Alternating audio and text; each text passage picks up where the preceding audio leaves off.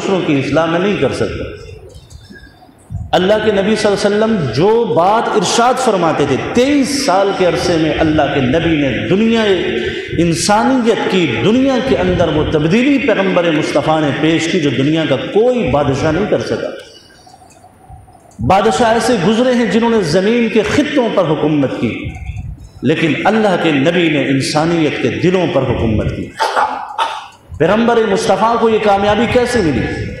یہ 23 سال کے عرصے میں اتنے عظیم الشان دلوں کے حکمران اللہ کے نبی کیسے بنے؟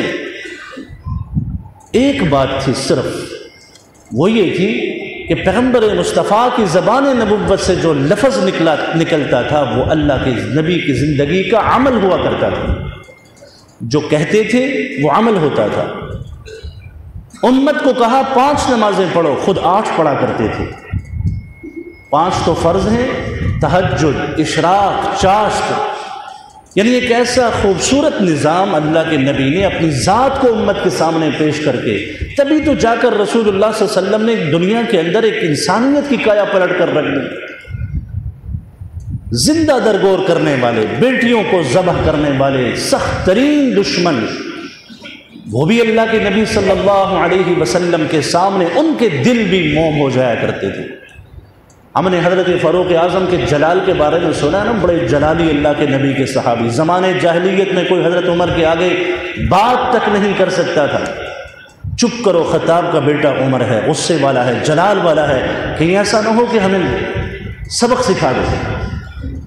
لیکن یہی حضرت عمر جب اللہ کے نبی کے دامن محبت سے وابستہ ہوئے تو منبر پر کھڑے ہیں، رعایا میں سے ایک عام آدمی اٹھ گیا اور اس نے اٹھ کر کہا کہ اے عمر، اگر تم دین کے مطابق چلے تو ٹھیک، ورنہ ہماری ننگی تلواریں تمہارے خلاف کھڑی ہو جائیں گی۔ ایک عام آدمی نے اٹھ کر کہہ دیا۔ تو پھر حضرت عمر کا وہ غصہ نہیں تھا، وہ جلال نہیں تھا جو زمانے جاہلیت کا تھا۔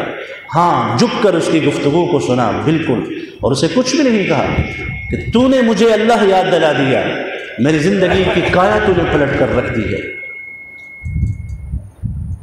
تو جب تک ہم اپنے قول اور عمل کو یکساں نہیں کریں گے ہم سنور نہیں سکتے۔ جب ہم میں سے ہر ایک اپنے آپ کو سنوارنے کی کوشش نہیں کرے گا پھر ہم بھول جائیں کہ ہم معاشرے کو سنوار سکیں گے۔ تو میں نے کہا اللہ کے نبی صلی اللہ علیہ وسلم خود جو کہتے تھے اس کہنے سے زیادہ عمل، خود اس سے زیادہ عمل کرتے تھے۔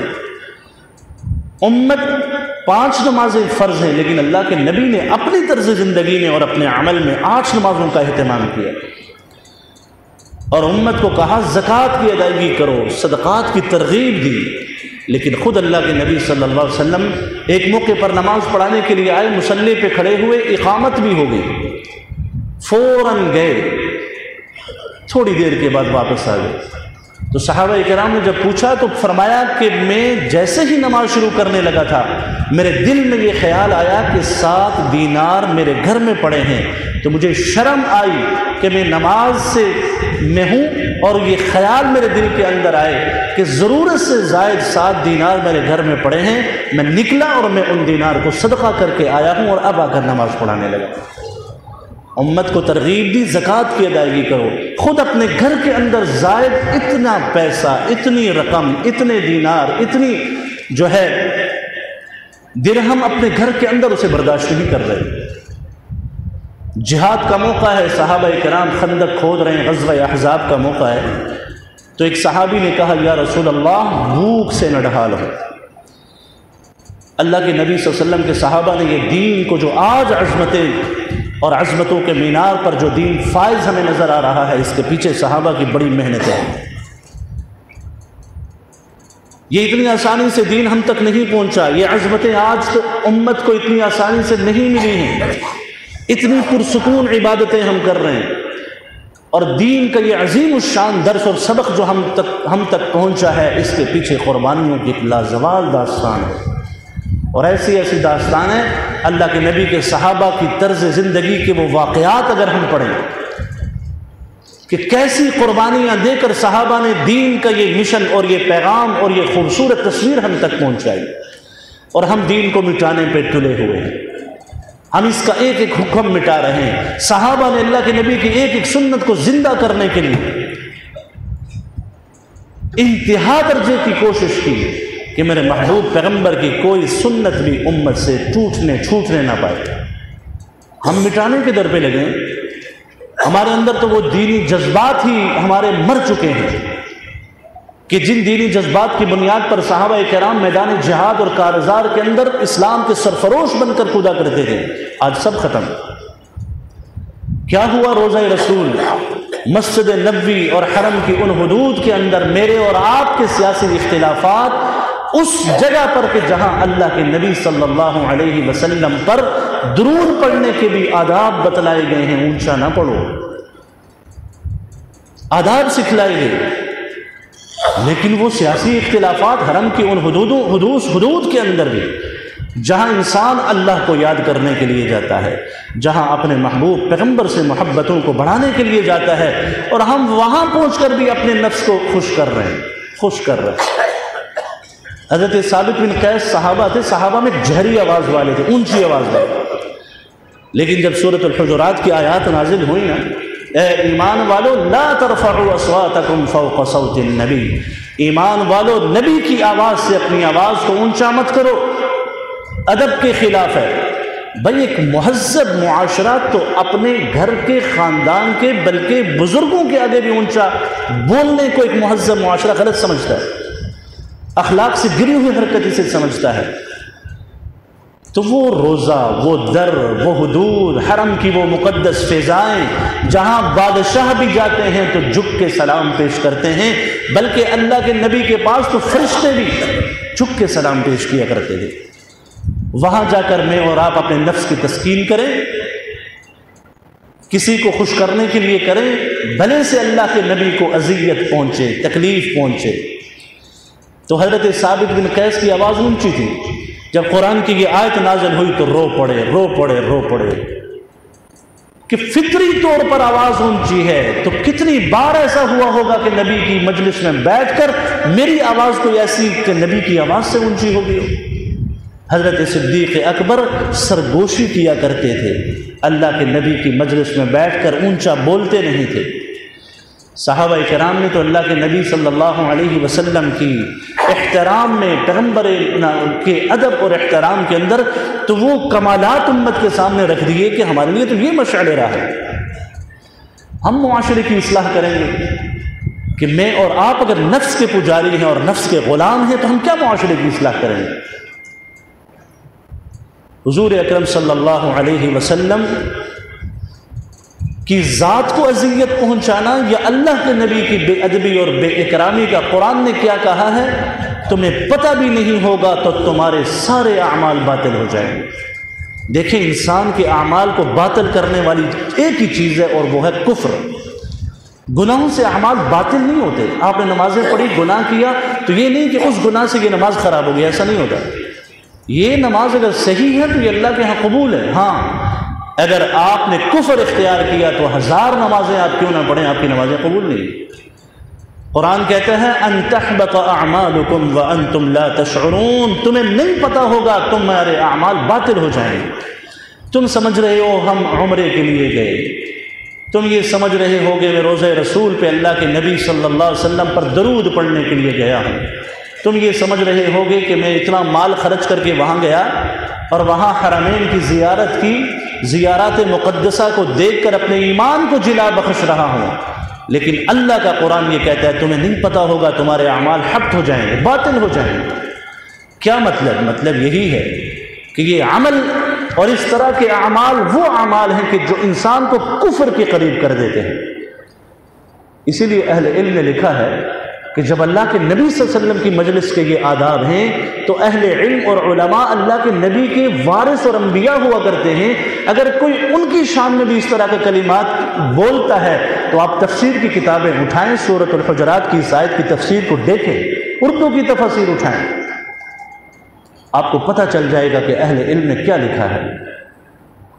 اللہ تعالیٰ کی علم اللہ کی صفت ہے، اور اللہ کی یہ صفت اگر کسی انسان کے اندر ہے تو آپ کسی عالم کی توہین نہیں کر رہے، آپ اللہ کی اس صفت علم کی توہین کر رہے ہیں، اور اس کے نتیجے میں اللہ جل جلالہ ایمان کی دولت سے محروم کر دیتے ہیں۔ تو ہم معاشرے کی اصلاح کا بیڑا لے کر نکلے ہیں۔ یہ امت وہ امت تھی اے خاصہ خاصان رسول، وقت دعا ہے امت پہ تیری آ کے عجب وقت پڑا ہے۔ وہ دین جو نکلا تھا بڑی شان سے وطن سے، آج اس دین کا حشر ہمیں کیا نظر آ رہا ہے؟ پردیس میں وہ آج غریب الغربا ہے۔ آج ہمارا دین غریب الغربا، اجنبی دین بن چکا ہے، اس لیے کہ امت کے پاس بھی دین کی وہ شکل نہیں رہی، پیغمبر مصطفیٰ کی وہ تعلیمات امت کے پاس ہی نہیں ہیں، تو کفر کیا اس دین کو دیکھے گا؟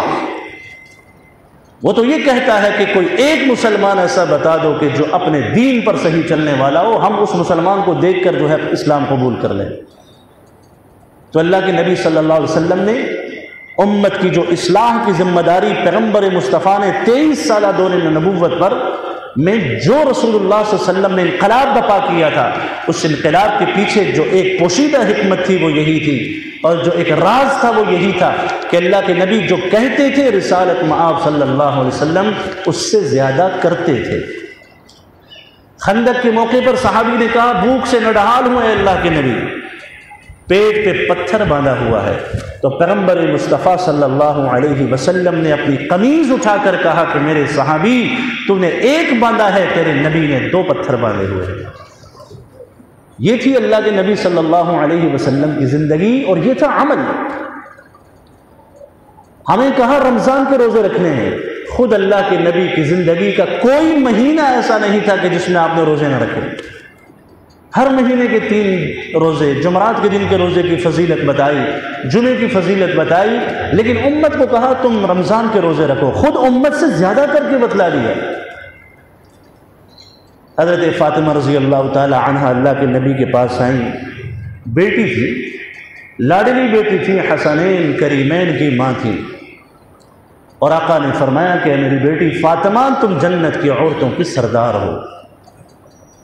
اور اتنی محبوب بیٹی، خیبر کے موقع پر اللہ کے نبی صلی اللہ علیہ وسلم جب خیبر فتح ہوا تو بہت سارا مال غنیمت آیا، اور اس میں غلام بھی، کنیزیں بھی، اور بھی مال غنیمت، تو اللہ کے نبی نے اس مال غنیمت کو تقسیم کیا۔ تو حضرت فاطمہ رضی اللہ تعالی عنہ اللہ کے نبی کے پاس آئیں، اپنے والد کے پاس آئیں، اپنی پدرانہ شفقت اور محبت کے اندر آئیں، اور اللہ کے نبی سے کہا کہ اے والد محترم یا رسول اللہ، آپ کی بیٹی فاطمہ کے ہاتھ پر نشان پڑے ہوئے ہیں چکی چلا چلا کر، آپ کی بیٹی فاطمہ کے سینے پر نیل پڑ چکے ہیں پانی کی مشکیں اٹھا اٹھا کر۔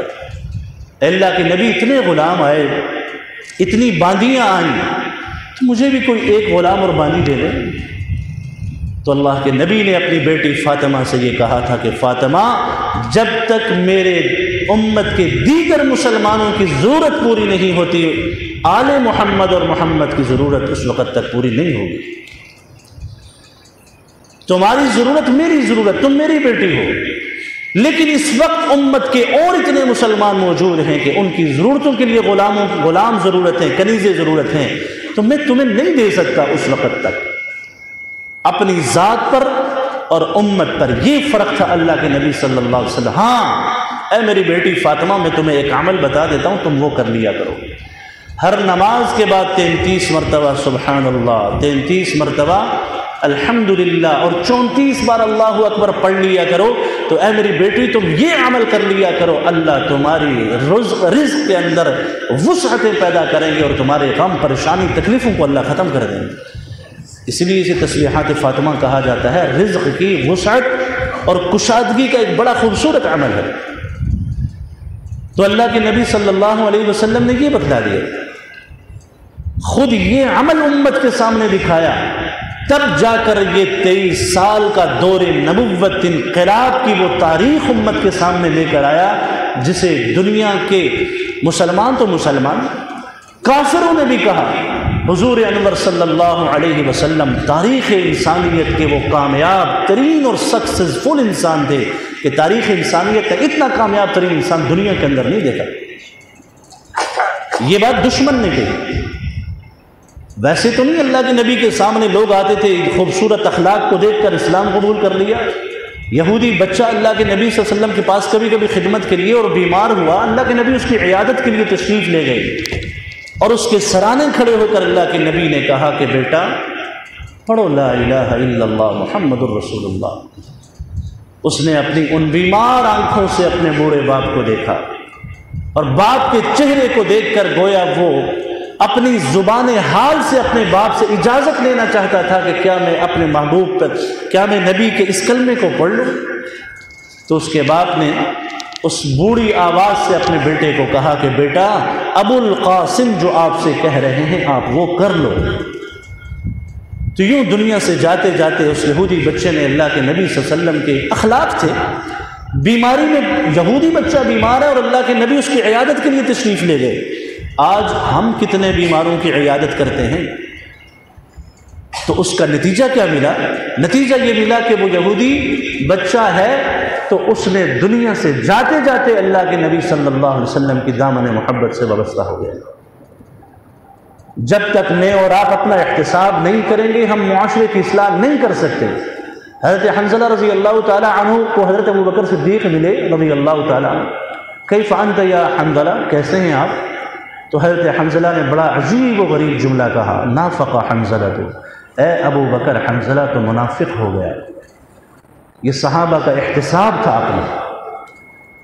ہم اپنے آپ کو منافق ہم نہیں کہہ سکتے، خلوت میں اپنے آپ کو نہیں کہہ سکتے میں منافق ہوں، لیکن صحابہ جن کو اللہ تعالیٰ نے آسمان سے رضامندی کا اعلان جن کے لیے کیا، رشد و ہدایت کے جو پیمبر بن کے دنیا کے اندر آئے، وہ صحابہ یہ کہتے ہیں کہ ہم منافق ہو گیا۔ حضرت حذیفہ جس جنازے کی نماز میں شریک نہیں ہوتے تھے تو مسلمان یہ سمجھتے تھے کہ یہ آدمی منافق دنیا سے چلا گیا۔ ایک موقع پر حضرت عمر نے حضرت حذیفہ رضی اللہ تعالیٰ عنہ سے کہا، اللہ کے نبی نے آپ کو منافقین کی ایک فہرست مرتب کر کے دی، آپ رازدار رسول ہیں، اس فہرست میں یہ دیکھیں کہیں عمر کا نام تو نہیں ہے۔ حضرت عمر رضی اللہ تعالیٰ عنہ جو اس وقت کے امیر ہیں اور اتنی بڑی سلطنت کے حکمران ہیں کہ آج کی دنیا کی 25 سلطنتیں اور 25 ممالک، یعنی آج کی دنیا کے وہ ایک حضرت عمر کی اس وقت کی سلطنت کی حدود کے اندر آتے تھے۔ اتنے عظیم الشان صحابی، اور اپنا احتساب یہ ہے کہ کہیں اللہ کے نبی نے تمہیں جو منافقین کے نام لکھوائے ان ناموں میں عمر کا نام تو نہیں ہے۔ حضرت ابوبکر صدیق نے حضرت حنظلہ سے کہا کہ حنظلہ آپ کیا کہہ رہے ہیں؟ تو حضرت حنظلہ نے وہی مشہور بات ہے حدیث کے اندر، بار بار ہم نے یہ بات سنی، تو حضرت حنظلہ نے کہا کہ ہاں عمر، میں اللہ کے نبی کی مجلس میں ہوتا ہوں تو حالت کچھ اور ہوتی ہے، باہر جاتا ہوں حالت کچھ اور ہوتی ہے، یہ دو حالتیں آ گئی تو یہ تو منافق کی علامت ہے۔ تو حضرت ابوبکر صدیق فرمانے لگے، حنظلہ یہ مسئلہ تو میرے ساتھ بھی ہے، چلو چلتے ہیں دربار نبوت میں، آقا کے دربار میں جا کر رسالت مآب صلی اللہ علیہ وسلم سے پوچھتے ہیں کہ یا رسول اللہ ہماری اس حالت اور کیفیت کا علاج کیا ہے؟ یہ ہم میں بھی یہ بیماری ہے، مسجد میں آئیں گے کتنے یہ رمضان المبارک کے آخری عشرے کے مختلف پروگرامز میں جا کر میں نے دوستوں سے یہ بات کہی، یہ دیکھیں گے مسجد کے اندر ہم سب کتنے پیار و محبت سے بیٹھے ہیں، امت کی یہ وحدت کا ہمیں کتنا خوبصورت مظہر نظر آتا ہے، کوئی غلط بات نہیں کر رہا، کوئی سخت کہے بھی تو بندہ چپ رہتا ہے، ایک امام کے اشارے پہ لوگ جھکتے ہیں، کتنا خوبصورت ماحول مسجد کی چار دیواری کے اندر ہے۔ دراصل امت کی اصل شکل یہی ہے، یہ ماحول ہمارا باہر کے معاشرے میں بھی ہونا چاہیے۔ جیسے ہی مسجد کی دروازے سے اندر آتے ہیں کتنے شیر و شکر ہو جاتے ہیں، کتنے خوبصورت جذبات آ جاتے ہیں، اخلاق کا مجسمہ بن جاتے ہیں، بلکہ لوگ نسوار تک نہیں لاتے، کتنی دفعہ دیکھا ہے جوتوں میں نسوار چھوڑ کے آ جاتے ہیں، اللہ کا گھر ہے۔ یہ ادب، یہ احترام، یہ خوبصورت جذبات، یہ شیر و شکر والا ماحول، یہ دراصل امت کا اصل ماحول ہے جو باہر کی زندگی میں بھی ہونا چاہیے، جو ہمیں یہاں نظر آ رہا ہے۔ یہی بات صحابہ میں بھی تھی، تو صحابہ اکرام نے کیا کہا کہ یہاں بیٹھتے ہیں تو یا رسول اللہ کیفیت عجیب ہوتی ہے، باہر جاتے ہیں کاروبار تجارت ان چیزوں میں تو کیفیت عجیب ہے۔ اللہ کے نبی نے حوصلہ دیا اپنے صحابہ کو، اور یہ ہمارے لیے بھی ایک حوصلہ والی بات ہے، یہ پریشانی والی بات ہمارے لیے بھی نہیں ہے۔ تو رسالت مآب صلی اللہ علیہ وسلم نے فرمایا کہ اے میرے صحابہ ساعتن فساعتن، گھڑی گھڑی کی بات ہے، اے میرے صحابہ جو کیفیت تم حنظلہ بیان کر رہے ہو نا، کہ میری اس آپ کی مجلس میں حالت یہ ہوتی ہے، باہر حالت یہ ہوتی ہے، حنظلہ اگر تمہاری باہر بھی یہی حالت ہو جو یہاں ہے تو آسمان کے فرشتے اللہ کی قسم تمہیں سلام کریں آسمان سے اتر کر زمین پہ۔